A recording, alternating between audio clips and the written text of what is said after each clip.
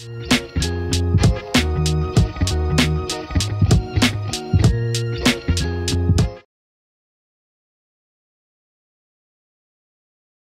అండి, నేను మీ doctor Anusha Reddy, fertility expert, 49 fertility centre, Warangal branch.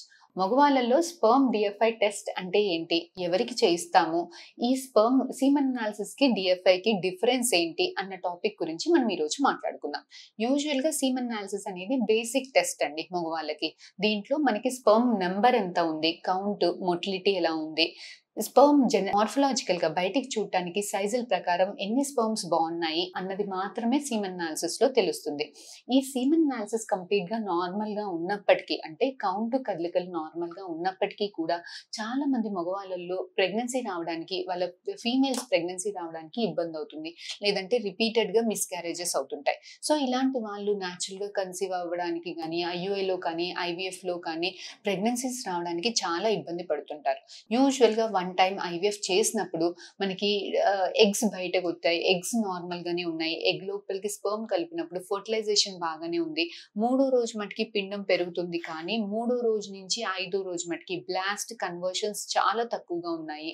లేదు, బ్లాస్ట్ కన్వర్ట్ అయినవి కూడా మనం పెట్టినప్పుడు నెగిటివ్ రిజల్ట్స్ వచ్చింది అన్నప్పుడు రిపీటెడ్ ఐవీఎఫ్ ఫెయిల్యూర్స్ లో కానీ, రిపీటెడ్ ఇంప్లాంటేషన్ ఫెయిల్యూర్ లో కానీ, రిపీటెడ్ మిస్క్యారేజెస్, రికరెంట్ మిస్క్యారేజెస్ అవుతున్నప్పుడు కానీ మగవాళ్ళ పరంగా అడ్వాన్స్ టెస్ట్ ఇంకేమన్నా ఉంటుందా అని మనం ఆలోచించినప్పుడు ఇలాంటి అడ్వాన్స్ టెస్టే స్పర్మ్ డిఎన్ఏ ఫ్రాగ్మెంటేషన్ టెస్ట్ అండి. సో ఈ టెస్ట్ లో మనకి స్పర్మ్ జెనెటిక్ మెటీరియల్ లో బ్రేకేజెస్ ఎంత మటుకి ఉంది అన్న ఇన్ఫర్మేషన్ మనకి తెలుస్తుంది. సో ఈ స్పర్మ్ బ్రేకేజెస్ లెస్ దెన్ 15% ఉంటే, మోర్ దెన్ 25% ఉన్నప్పుడు ఇలాంటి స్పర్మ్ తోటి మనకి ప్రెగ్నెన్సీ రావడానికి ఇబ్బంది ఉంటుంది. ప్రెగ్నెన్సీ వచ్చినా మిస్క్యారేజెస్ ఎక్కువగా అయ్యేదానికి స్కోప్ ఎక్కువగా ఉంటుంది.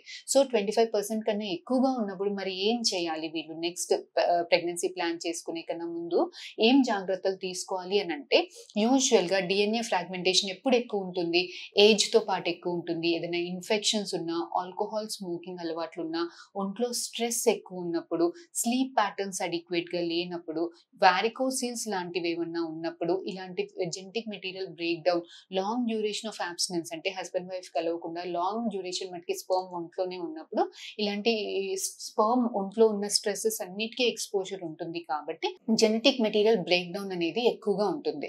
సో ఇలాంటి వాళ్ళు ఏం చేయాలి అని అంటే, యూజువల్ గా డైలీ స్పర్మ్ ని ఎజాక్యులేట్ చేయమని చెప్తాము, ప్లస్ హెల్దీ లైఫ్ స్టైల్ ని అలవర్చుకోమని చెప్తాం.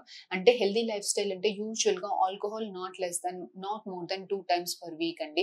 గుట్కా స్మోకింగ్ కానీ, గుట్కా పాన్ చూయింగ్ ఏదైనా అలవాట్లు ఉంటే కంప్లీట్ గా స్టాప్ చేయమని చెప్తాము. అడిక్వేట్ స్లీప్ ప్యాటర్న్ ఉండేలాగా చూసుకోమని చెప్తాము. నైట్ షిఫ్ట్స్ ఉన్న వాళ్ళకి అడిక్వేట్ స్లీప్ ఉండేలాగా చూసుకొని, స్ట్రెస్ వీలైనంత మటుకి తక్కువగా ఉండేలాగా చూసుకోవాల్సింది ఉంటుంది. ఏదైనా సీమన్ లో ఇన్ఫెక్షన్స్ ఉన్నప్పుడు దాన్ని ట్రీట్ చేసుకోవాల్సింది ఉంటుంది.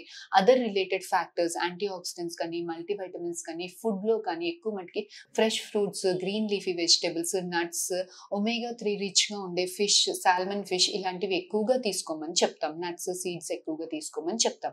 ఎక్కువ మటుకి రెడ్ మీట్ అవాయిడ్ చేయమని చెప్తాం.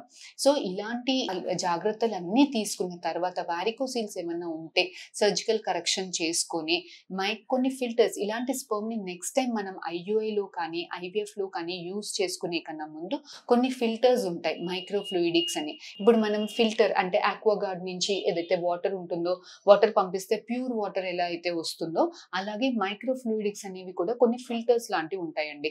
ఇలాంటి వాటిలో నుంచి స్పర్మ్ ని పంపించినప్పుడు ఇలాంటి జెనెటిక్ మెటీరియల్ ఫ్రాగ్మెంటేషన్ తక్కువగా ఉండే స్పర్మ్ ని మనకి ఫిల్టర్ చేసి అది బయటకు వస్తుంది.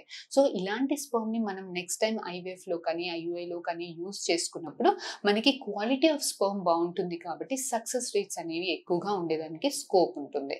సో ఇలా కాకుండా కొంతమందికి DFI more than 50 extremely high genetic material fragmentations ఉంటాయి.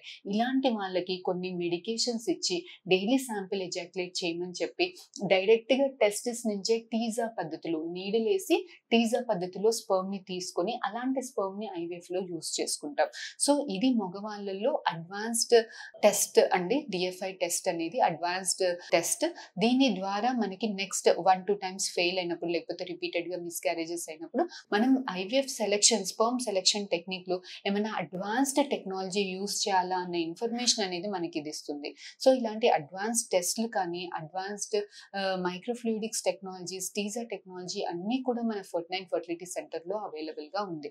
సో మీకు కానీ మీ ఫ్రెండ్ సర్కిల్, ఫ్యామిలీలో కానీ ఎవరికైనా ఇలాంటి ఇవి రిక్వైర్మెంట్ ఉంటే please do spread the word అండి. ఇలాంటి వాటి గురించి, టాపిక్స్ గురించి ఇంకా మీకు ఏమైనా ఫర్దర్ డీటెయిల్స్ ఉంటే please do come and contact us. We will definitely help you. Thank you.